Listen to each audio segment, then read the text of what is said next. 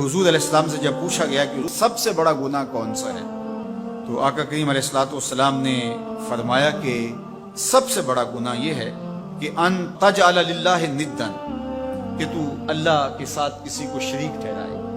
वहुवा खालका का, हालांकि उसने तुझे पैदा किया, तुझे तख्लीक किया, और तू उसका शरीक बना के बैठ जाए, ये सबसे बड़ा गुनाह है। तो रावी ने अर्ज की कुल तो सुम्मा यो, हुजूर फिर उसके बाद?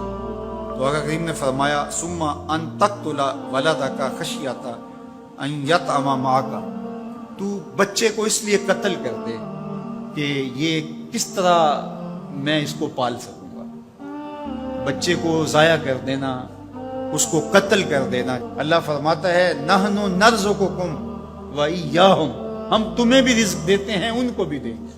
तीसरी बात हुजूर ने फरमाया अन तुज़ानिया बिहलीलति जारिका, आप हमसाये की बीवी के साथ बदकारी करें।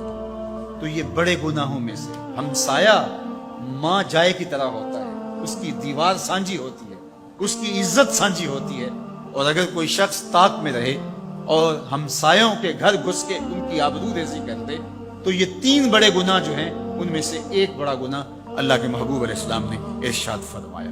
हजरत अब्दुल्ला इब्ने मसूद रज़ियल्लाहु ताला अन्हु से ये रिवायत मरवी है कि ला अहदा अग़यरु मिन अल्लाह अज़्ज़ा व जल, अल्लाह से ज्यादा कोई गैरतमंद नहीं है, अल्लाह सबसे ज्यादा गैरतमंद है। और उसकी गैरत का तकाजा ये है वलिज़ालिका हर्रमल फ़वाहिशा मा ज़हरा मिन्हा व मा बतना, कि उसने बेहयाई को, चाहे वो पोशीदा तौर पे की जाए या एलानिया तौर पे की जाए, उसको पसंद नहीं किया और उससे उसने मना कर दिया, लोगों को रोक दिया, हराम करार दे दिया, इसलिए कि वो खुद गैरतमंद है। गैरतमंद मालिक गैरत का सबक देता है अपनी मखलूक को।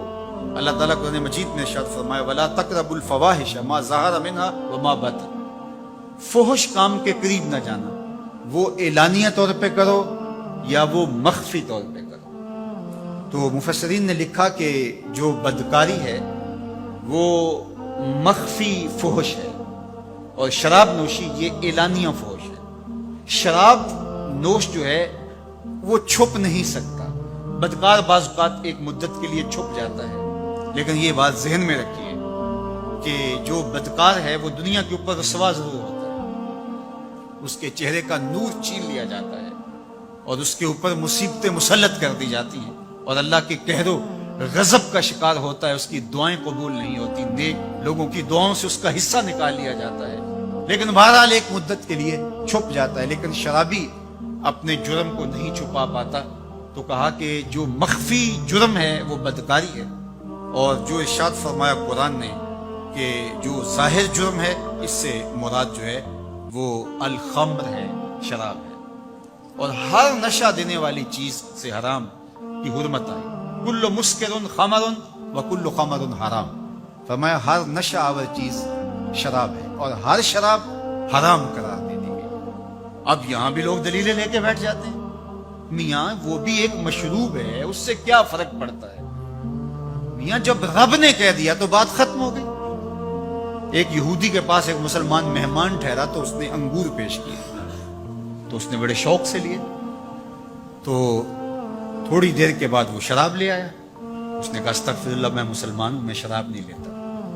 तो उसने हंस के कहा ये जो अंगूर आपने खाए हैं शराब इसी से कशीद होती है।